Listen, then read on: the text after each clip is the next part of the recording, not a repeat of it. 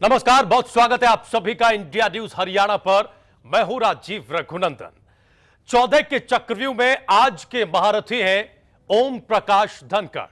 ओम प्रकाश धनखड़ प्रदेश की राजनीति में एक खास मुकाम हासिल कर चुके हैं।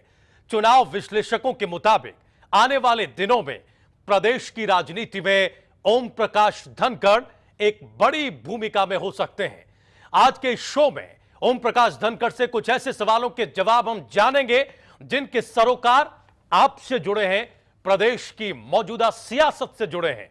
कुछ ऐसे तीखे सवाल भी होंगे जिनकी अहमियत बेहद ज्यादा है। ऐसे में उम्मीद यही है कि ओम प्रकाश धनखड़ अपनी शख्सियत के मुताबिक इन सवालों के जवाब बिना किसी लाग लपेट के देंगे और सवालों के चक्रव्यूह को तोड़ने में, भेदने में कामयाब रहेंगे।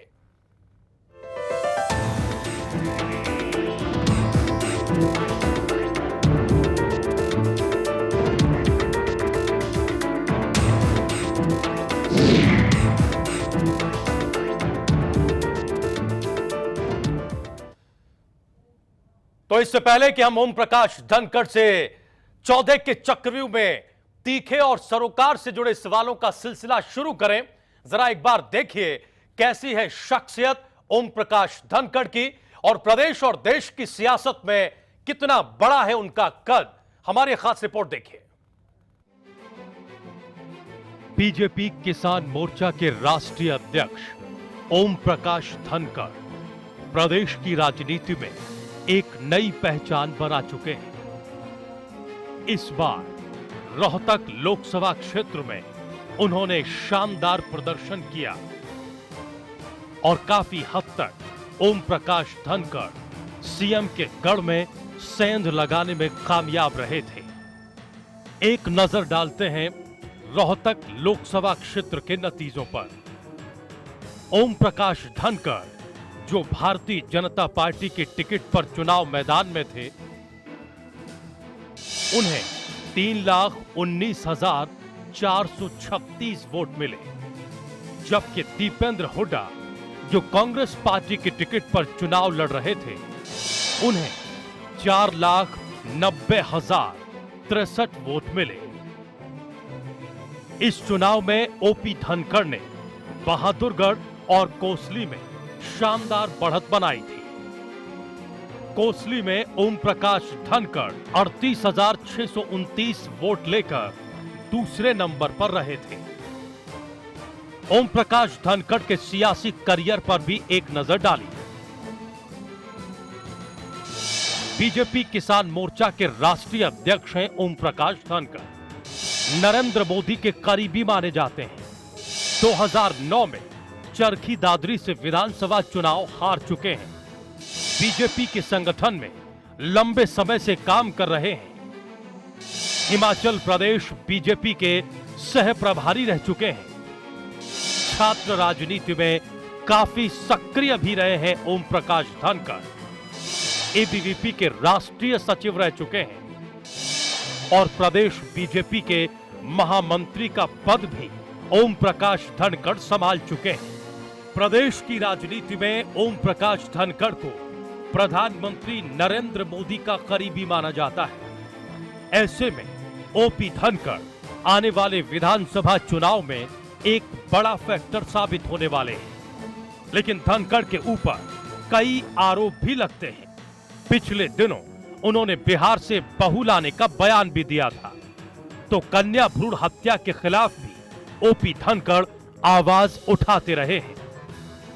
इस सब के अलावा भूमि अधिग्रहण के खिलाफ साइकिल यात्रा निकालने की वजह से भी ओम प्रकाश धनखड़ चर्चा में रहे। उधर रोहतक लोकसभा चुनाव में ओम प्रकाश धनखड़ के बीजेपी के कई स्थानीय नेताओं से मतभेद भी सामने आए, जिससे उनकी कई नेताओं से अनबन भी हुई। आज 14 के चक्रव्यूह में ओपी धनखड़ कई तीखे और गंभीर सवालों का सामना करेंगे। उम्मीद यही है कि ओम प्रकाश धनखड़ इन सवालों का जवाब बिना लाग लपेट के पूरी साफगोई से देंगे। 14 का चक्रव्यूह के लिए bureau report India news Haryana.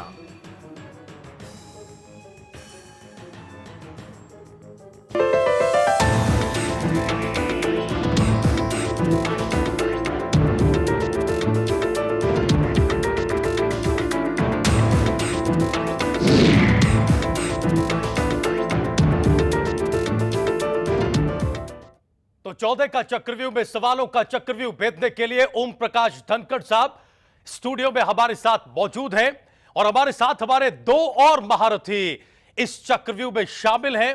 हम आपका परिचय करा दें। संपादक इंडिया न्यूज हरियाणा अमित आर्या हमारे साथ हैं और हमारे साथ हमारे वरिष्ठ सहयोगी शक्ति परमार भी हैं। ओम प्रकाश धनखड़ साहब, बहुत स्वागत इंडिया न्यूज हरियाणा पर 14 का चक्रव्यूह में। सुना आपने रिपोर्ट में आपकी शख्सियत के बारे में, हमने दर्शकों को बताया। ये चक्रव्यूह दरअसल हमें इसलिए रचना पड़ा क्योंकि हमारे तमाम नेता चुनावों के चक्रव्यूह को भेदने के लिए अपनी अपनी तैयारी कर रहे हैं और बीजेपी इसमें सबसे आगे है, दावों में भी, वादों में भी, और जो प्रदर्शन आपका लोकसभा चुनाव में रहा है उसको लेकर भी। सवाल यह है सर कि आपकी चुनावी रणनीति कहां है, कैसी है? क्या इस बार बीजेपी सिर्फ एक ही रणनीति पर चल रही है, वो ये कि किसी भी तरीके से, किसी भी पार्टी से लोगों को तोड़कर लाओ, अपना कुनबा बड़ा करो, चाहे जैसे भी हो, चुनाव जीतो? राजीव जी, एक तो आपका ये शब्द चयन बहुत अच्छा है, 14 का चक्रव्यूह।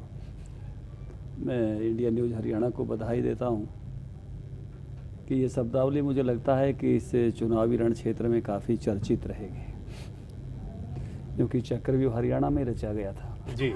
महाभारत का युद्ध भी यहीं हुआ था जी। और हर बार जब यहाँ एक धर्म अधर्म का युद्ध चलता है लोकतंत्र में, उसमें भी महाभारत के बहुत सारे मुहावरे यहाँ चलते हैं। बिल्कुल ठीक बात है सर। तो उस नाते से शब्दावली आपकी बहुत सुंदर है। भारतीय जनता पार्टी, बिल्कुल आपने ठीक कहा, सातवें द्वार में तो नहीं फंस जाएगी? भारतीय जनता पार्टी बिल्कुल इलेक्शन बोर्ड में है और इस चक्रव्यूह को भेदने के लिए पूरी तरह से सक्षम और तैयार है। जो दंडभेद सबके द्वारा जैसा महाभारत में रहता है, राजनीति में तो सामदाम दंडभेद सब होते ही हैं, उनसे कोई भी बच नहीं सकता। आप भी उन शस्त्रों का, अस्त्रों का, उन तमाम सारी चीजों का इस्तेमाल करेंगे? हम या नहीं करेंगे करते तो हुए नजर आ रहे हैं? हम नहीं करेंगे तो सामने होंगे। राजनीति में जब ये एक रियल गेम है लोकतंत्र में, और सामान्यतः सभी दल अपने सभी तरह के सामर्थ्यों के साथ, जैसी जैसी भी उनके सामर्थ्य हैं, उन सामर्थ्यों के साथ प्रस्तुत होते हैं। और उस प्रस्तुति में इसको मैं कहूँगा कि जब प्रजा सुनती है, जनता सुनती है जी, तो जनता के सामने सारे विकल्प रहते हैं और उसमें से वो जो बेस्ट है और कई बार अवेलेबल बेस्ट है, नहीं, जनता आप ही को क्यों चुने? उसको चुनती है। आपको क्यों चुने जनता? ऑलरेडी कांग्रेस 10 सालों से शासन में है, आपका तो अभी तक कोई अता पता नहीं था यहाँ पे।